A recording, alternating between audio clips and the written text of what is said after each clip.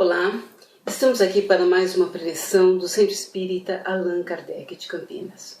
Hoje nós vamos falar do capítulo 5, vamos iniciar esse capítulo. O capítulo 5 é Bem-aventurados os aflitos. Neste capítulo nós começamos a compreender as bem-aventuranças de Jesus, as bem-aventuranças que ele proferiu no Sermão da Montanha, o Sermão do Monte, o texto mais importante do Novo Testamento. Aqui nessas bem-aventuranças estão expressos os principais conceitos do cristianismo e contém, sem sombra de dúvida, o principal núcleo da mensagem do Mestre Jesus. Representam os pilares elementares da nossa fé e estão descritos de modo impressionante, com uma clareza cristalina, os passos que o homem deve seguir para chegar à sua perfeição.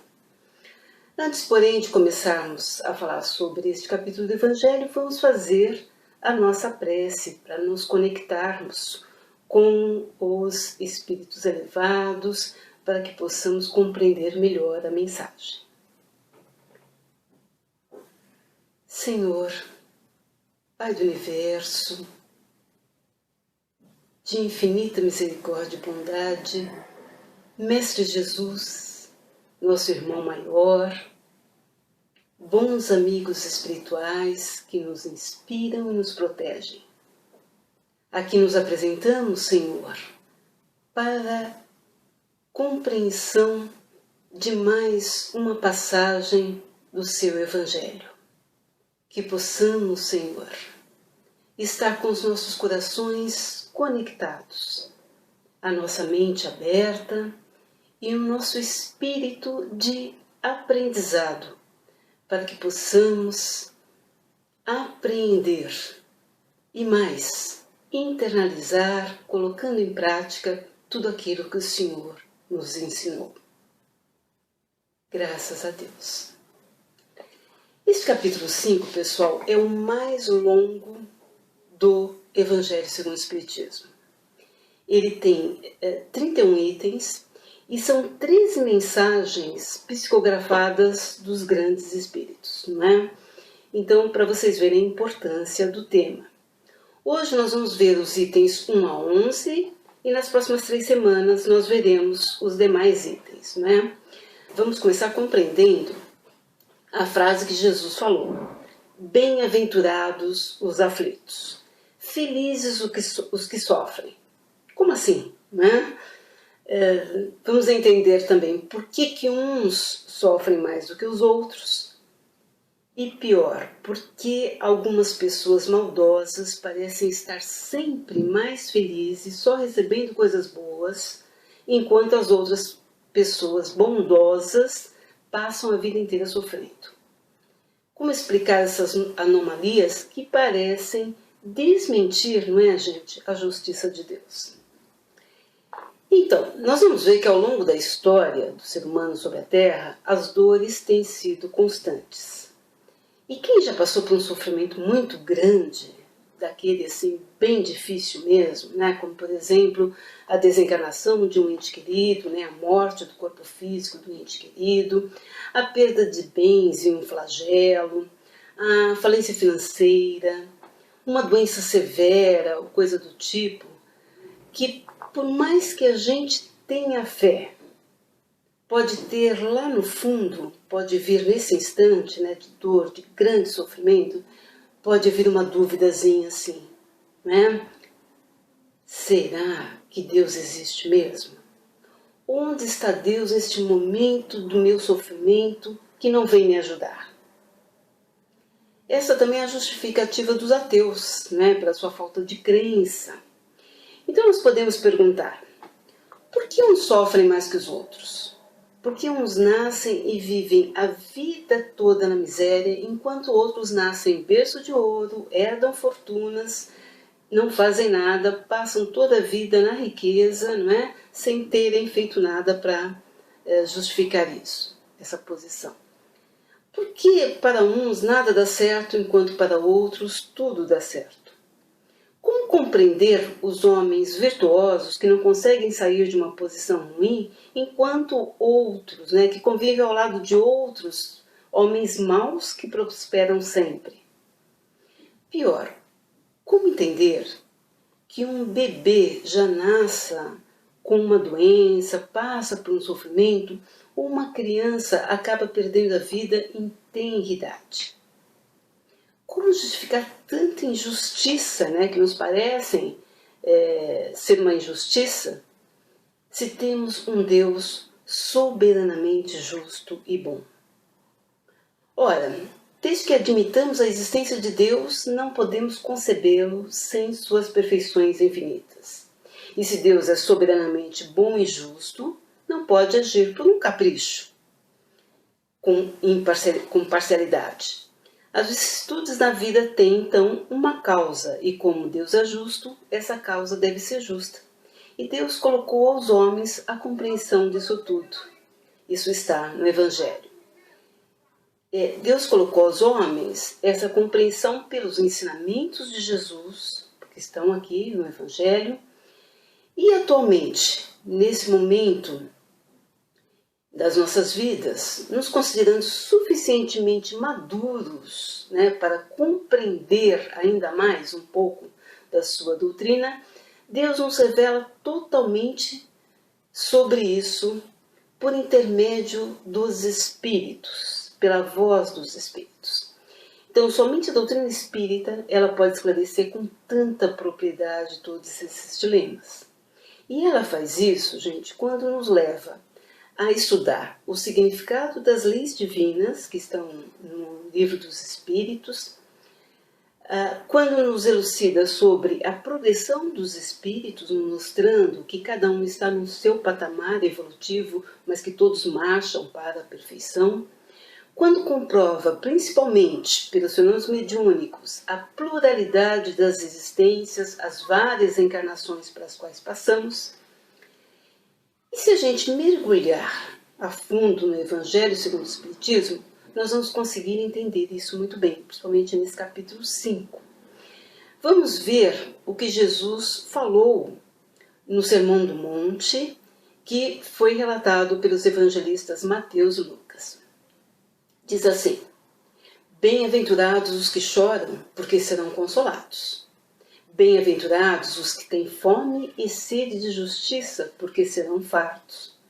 Bem-aventurados os que padecem perseguição por amor da justiça, porque deles é o reino dos céus. Esta parte do Evangelho, então, fala sobre a justiça das aflições. Jesus esclarece aos aflitos que as compensações do sofrimento só podem se realizar na vida futura. Então, as compensações dos sofrimentos só podem se realizar na vida futura. É o sofrer hoje para ser feliz amanhã. Por isso que ele diz, bem-aventurados os que sofrem. Mas não aquela felicidade do paraíso eterno, aquela felicidade da perfeição, mas é a felicidade da perfeição espiritual. Vamos entender melhor isso. O Evangelho nos ensina que as dificuldades pelas quais passamos na vida têm duas origens. Umas têm sua origem na vida atual e outras têm origens nas nossas vidas passadas, né? Agora, seja numa ou noutra vida, vamos ver que o causador das nossas dores não é ninguém menos que nós mesmos. Não é outro. A gente tende sempre a terceirizar a culpa, a achar que é a falta de sorte, a culpar os outros, a dizer que nós somos azarados, né? A buscar sempre uma causa fora de nós.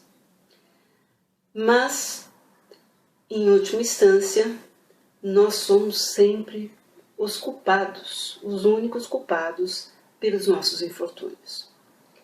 Vamos ver as causas na vida atual, das aflições na vida atual. Analisando bem o sofrimento nosso ou do outro, porque também a gente aprende com os sofrimentos do outro, não é? Muitas vezes nós conseguimos entender a causa. Então, por exemplo, uma doença ela pode ser resultado da negligência do corpo, dos excessos da alimentação, da falta de cuidado. Um filho que se desviou do caminho pode ser uma consequência da falta de uma orientação no momento exato, talvez de não ter sido como pais mais enérgicos na educação, no combate àquelas tendências ruins que começam a serem demonstradas assim ainda na infância, a gente acha bonitinho, não repreende e depois aquilo vai se tornando realmente uma imperfeição. O insucesso profissional pode ocorrer, por exemplo, da negligência de estudos, da falta da perseverança, não é? Quantos estão realmente dispostos a sacrificar um programinha de domingo à tarde para estudar, para ler um livro, não é? Aqueles que chegaram ao sucesso profissional na carreira, com certeza foram dedicados, não é, a estudar mais e por isso chegaram lá. A falta de dinheiro pode ser consequência do mau uso, do esbanjamento, da falta de planejamento, da falta de reserva. Quantos homens tomam pelas suas próprias faltas, pela sua incúria, sua falta de previdência, não é? Do seu orgulho, da sua ambição? Quantas pessoas arruinadas pela falta de ordem, de perseverança, da má conduta, por não terem limitado seus desejos? Quantas uniões infelizes, quantos casamentos infelizes são de interesse calculado, de vaidade, com as quais o coração nada tem a ver, não é? Então, a lei humana, ela alcança certas falhas e as pune. O condenado pode então dizer que sofreu a consequência do que fez. No entanto, a lei humana não alcança e não pode alcançar, não é, todas as faltas. Ela alcança, mais especificamente, aqueles que trazem perigo à sociedade e não as faltas que prejudicam os que a cometem. Mas Deus quer o progresso de todas as suas criaturas. É por isso que Ele não deixa impune nenhum desvio do caminho certo. Não existe uma só falta, por mais leve que seja, nenhuma infração à sua lei, a lei de Deus, a lei divina, que não tenha consequências forçosas e inevitáveis. Isso significa que tanto nas coisas pequenas como nas grandes, o homem é sempre convidado por Deus a melhorar naquilo em que pecou, né? A ajustar aquela falha. Os sofrimentos, então, são consequentes de representa uma advertência de que ele não andou corretamente. Dão-lhe a experiência e o fazem sentir a diferença do bem e do mal, e a necessidade de melhorar para evitar no futuro o que foi uma fonte de desgostos. Então, é essa oportunidade que Deus nos dá a todos. Sem isso, nós não teríamos nenhum motivo para nos corrigir. Né? Confiantes na impunidade, nós retardaríamos a nossa evolução e, consequentemente, a nossa felicidade futura. Então, Deus nos ajuda nisso. E isso também nos alivia quando vemos uma injustiça na Terra. Os erros podem passar imunes aos olhos dos homens, mas nunca imunes aos olhos de Deus. Então, quando a gente ouve uma notícia, fica sabendo alguma coisa, fala, puxa vida, que injustiça! Injustiça dos homens, não injustiça de Deus. Isso a gente pode ter certeza. Portanto, nós somos os únicos artífices dos nossos destinos. Temos sempre que interrogar a nossa consciência sobre a causa do nosso sofrimento, porque nós vamos saber, lá no fundo, o que causou aquele nosso sofrimento. Tem uma frase que eu gosto muito que diz que a gente só consegue ligar os pontos olhando para trás. Sabe? Só olhando para trás que a gente faz as ligações, não é? E tira as conclusões. Temos que refletir muito. A quem, pois, culpar das nossas aflições, a não ser nós mesmos? Nós fazemos as escolhas e as escolhas nos fazem. Essa frase é famosa.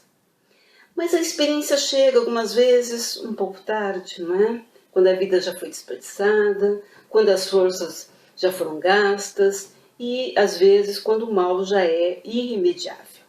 Então nós dizemos, se naquele momento eu tivesse a consciência que eu tenho hoje, o conhecimento que eu tenho hoje, a experiência, a maturidade, eu faria diferente.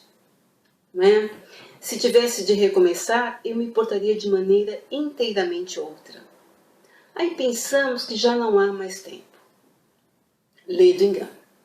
Assim como para o trabalhador, e isso está no Evangelho, assim como para o trabalhador o sol nasce no dia seguinte e começa uma nova jornada, em que pode recuperar o tempo perdido, para todos também brilhará o sol de uma vida nova. Tem aquela música que fala, né? O amanhecer é o universo nos dizendo que é preciso recomeçar. Então, teremos sim uma nova chance. Agora, falamos das causas das aflições nesta vida atual. A importância de refletirmos, de revermos as nossas ações, de puxar pelo fio da meada onde começou, onde tudo começou, fazer a ligação dos pontos, por que se consecutiu nisso e tirarmos todo um aprendizado. Mas também o Evangelho nos alerta que às vezes a causa das nossas aflições pode estar em vidas anteriores. Se há males dos quais o homem é a causa primeira nesta vida, há outros que parecem ser completamente estranhos, que parecem atingi-lo por simples fatalidade. Será? Deus é caprichoso? Pode haver aí alguma coisa que foi por capricho de Deus? Será? Então, por exemplo, aquela família tão humilde, tão boa, incapaz de fazer um mal a alguém e que vê, de uma hora para outra, sua casinha ser totalmente destruída por uma enchente, um desmoronamento. Olha só, a gente fica pensando, né? Poxa, mas aquela família merecia isso? Aqueles pais que enchem de carinho o seu filho o tempo todo e que este só devolve com amor, esse amor com desgosto, com desprezo. A perda de bens financeiros quando todos os cuidados foram tomados para a preservação do dinheiro. A criancinha que tem uma doença terrível, sofre muita dor e vem a falecer em tenra idade. Aqueles que nascem cegos, com deformidades físicas, mentais, que os impedem de levar uma vida normal. Enfim, aquela pessoa humilde, boa, que sofre agrura após agrura. Tudo isso parece muito sem sentido se não entendermos a lei do progresso espiritual. E nisso a doutrina espírita vem nos esclarecer muito. Temos que recorrer novamente ao axioma. O que é um axioma? Uma premissa verdadeira de que todo efeito tem uma causa. Todo efeito tem uma causa. Então, se não tem causa nessa vida, temos que entender que a causa é anterior a essa vida. E isso, mais uma vez, nos mostra a obra maravilhosa de Deus e como Deus é justo. Temos uma encarnação inteira para melhorarmos. Mas se em nossa condição evolutiva ainda somos espíritos imperfeitos engatinhando na evolução, se ainda assim numa evolução erramos muito e não tivemos a oportunidade de resgatar isso, quando não temos ainda condições de arbitrar sobre o nosso futuro, Deus, por meio dos espíritos benevolentes, benfeitores, nos obrigam a essas provas, agindo como pai e mãe, como aquele pai, como aquela mãe que manda um filho para um colégio mais exigente, sabendo que ele vai sofrer, mas sabendo que ele vai sair de lá muito melhor do que entrou, né? Então, e isso só depende de nós, não é? Mas os espíritos nos ajudam nessa escolha das provas numa reencarnação. Então, se formos duros, desumanos numa encarnação, na outra nós podemos ser tratados com dureza e desumanidade. Se formos orgulhosos, podemos nascer numa condição humilhante. Se formos avarentos, egoístas ou se fizermos mau uso do dinheiro, poderemos vir numa condição financeira muito ruim, passar por necessidades, não é?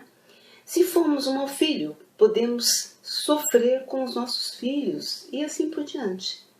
Dizemos que isso pode acontecer, não necessariamente, não é? Porque não se trata daquela lei mosaica olho por olho, dente por dente. Nós podemos expiar as nossas faltas de uma outra forma. E ainda teremos nossa expiação amenizada pelo amor que nós praticarmos na encarnação. Vamos lembrar que Jesus disse que o amor cobre uma multidão de pecados. Então, nós podemos ter alguns atenuantes nessa nossa falha a expiar por conta dos bens, né, do bem que nós fizermos, da caridade que nós praticarmos. Né? Assim, é nas diversas reencarnações que o espírito se despoja dos seus males, vai burilando, né, vai se burilando e se purifica para estar apto a galgar planos superiores na espiritualidade, onde impera a felicidade. Agora, importante, não é? E aí o Evangelho também nos alerta sobre isso. Vamos lembrar também que às vezes o sofrimento não é uma expiação, ou seja, não é uma compensação de uma falta cometida, e sim uma prova para nós mesmos, que nós mesmos pedimos para nós nos purificarmos, simplesmente para adiantar, para acelerar a nossa evolução. Né? O Evangelho diz assim: desencarnamos e no plano espiritual, depois de passar por todo o período de perturbação, temos a oportunidade de nos lembrarmos do que fizemos em vida, dos nossos erros. Também temos a oportunidade de entrever o que nos espera lá na frente, quando tivermos galgado maiores patamares da nossa trajetória evolutiva. Como espíritos, vemos a felicidade que nos espera. E então ficamos com pressa de melhorarmos, porque queremos chegar depressa lá nos mundos felizes. E é por isso que muitas vezes pedimos a oportunidade de reencarnar novamente e não só repararmos os nossos erros, como também acelerarmos a nossa evolução. Por isso, muitas provas pelas quais passamos, nós pedimos. Podemos até não ter nada mais a expiar. Então, é a hora de agilizarmos a nossa evolução.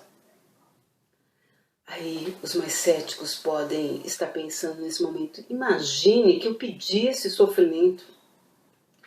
Sobre isso, nós sugerimos ler em O Livro dos Espíritos, parte 2, capítulo 6, que fala sobre a vida espiritual, o item Escolha das Provas. Allan Kardec também ficou meio assim, né? Meio estranho, né? Nós pedirmos as provas. E ele questiona muito os espíritos sobre isso. E tem lá todas as perguntas e todas as respostas. É assim, os espíritos respondem com muita precisão, muita lucidez sobre isso. Sobretudo, a gente recomenda ler os comentários de Kardec à questão 266.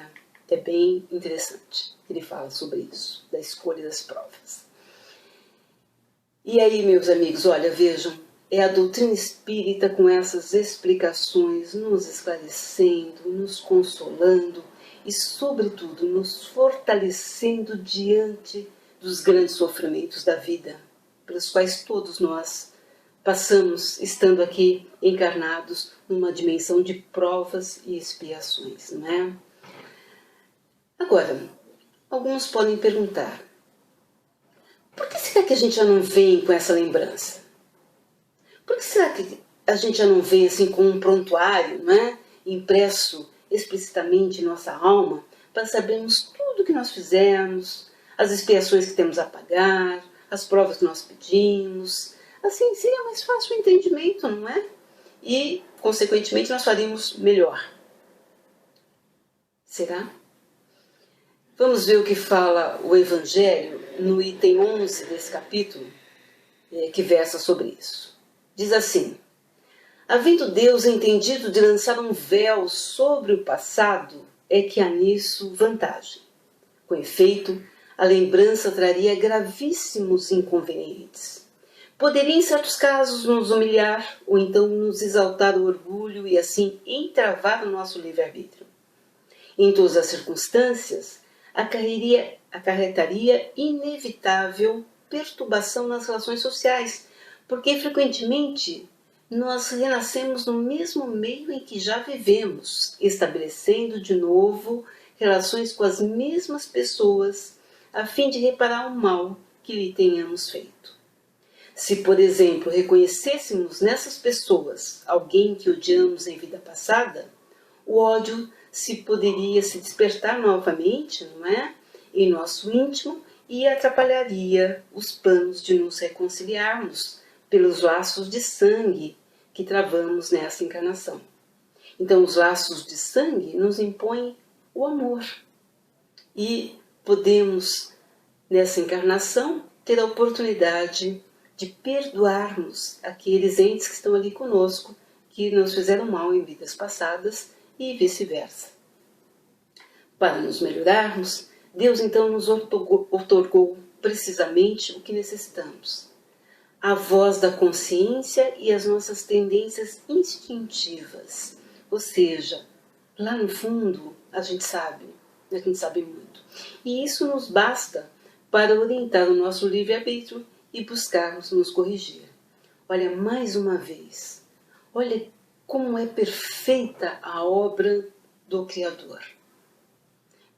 E como a doutrina espírita nos explica certinho. E faz sentido, não é? Faz sentido o que nós estamos vendo. Portanto, a mensagem da passagem do Evangelho de hoje, ela nos convida a nos resignarmos diante do sofrimento e a utilizá-lo como um trampolim para o nosso progresso. E vamos concluir com um trecho do capítulo 13 do livro Depois da Morte, de Leon Denis. Esse autor nos diz o seguinte: o universo é uma arena onde a alma luta pela sua elevação. Ela obtém pelos seus trabalhos, pelos seus sacrifícios, pelos seus sofrimentos. O sofrimento, seja físico ou moral, é um dos elementos necessários da evolução, um poderoso meio de desenvolvimento e de progresso. Ele nos ensina a nos conhecermos melhor, a dominar nossas paixões e a amar melhor os outros. O sofrimento nos obriga a estudar para combater e vencer as causas que o fazem nascer. A dor é a purificação suprema, a escola onde se aprende a paciência, a resignação, todos os deveres austeros. É a fornalha onde se funde o egoísmo, onde se dissolve o orgulho. Às vezes, nas horas sombrias, a alma submetida a provas revolta, renega a Deus e sua justiça. Depois, quando passa a tormenta e que ela examina, vê que esse mal aparente era um bem, reconhece que a dor a tornou uma pessoa melhor, mais acessível à piedade, mais caritativa com os infelizes. Todos os males da vida concorrem para o nosso aperfeiçoamento. Pela humilhação, pelas enfermidades, pelos reveses, lentamente, o melhor se separa do pior. É por isso que nesse mundo há mais sofrimento que alegria. A prova tempera os caracteres, afina os sentimentos, doma as almas fogosas ou altivas. Não maldigamos a dor. Só ela nos arranca da indiferença, da volúpia. E ele conclui esse trecho dizendo: esculpe nossa alma, dá-lhe sua forma mais pura, sua beleza mais pura. Olha que mensagem esclarecedora de Leon Denis, né? E para ilustrar essas últimas palavras do autor, em que ele fala sobre esculpir nossa alma com a beleza mais pura, vamos buscar um exemplo na sabedoria oriental. Na cultura japonesa, talvez você já tenha ouvido falar, o kintsugi, uma arte que vem lá do século XVI, de reparar peças de cerâmica que se quebram, né? De repará-las com ouro, destacando as suas fissuras ao invés de escondê-las. A gente, quando quebra um vaso, por exemplo, a gente cola direitinho de maneira a não parecer que foi quebrado, não ficar nenhuma fissura à mostra, não é? A gente tem esse cuidado. E na cultura oriental, eles fazem o contrário, não é? eles juntam e colocam, pintam, né, a fissura com ouro para deixar a mostra que aquilo lá foi quebrado e que tem aquela fissura. Olha só. Então, mais do que uma técnica artística, isso aí encerra uma filosofia que fala que as nossas cicatrizes não devem ser escondidas. Muito pelo contrário, devem ser expostas com ouro, porque mostra que nós sobrevivemos e saímos das provas bem melhores, bem mais valiosos do que éramos. Olha que coisa interessante, não é? Então, fica aí esta mensagem para refletirmos sobre as aflições, os sofrimentos da vida. Esse capítulo, então, continua nas próximas semanas. Vamos aproveitar que estamos aqui imbuídos nas palavras do Evangelho de Jesus para uma prece. Mestre, a Ti agradecemos muito, receba nossa gratidão imensa por tantos ensinamentos, por tantos esclarecimentos, por Senhor nos consolar com tudo isso, os nossos sofrimentos. Queremos, Senhor, diante de uma prova difícil, ter essa lucidez que o Seu Evangelho nos traz. Queremos ter essa lucidez para nos resignarmos, não acomodarmos, fazer tudo que estiver ao nosso alcance para sair daquela prova de uma maneira correta, mas, sobretudo, de extrairmos o aprendizado necessário e, com isso, evoluirmos mais um pouquinho. Mestre amado, rogamos a Sua presença conosco nesse momento de sofrimento e em todos os momentos da nossa vida. Graças a Deus. Agradecemos pela atenção.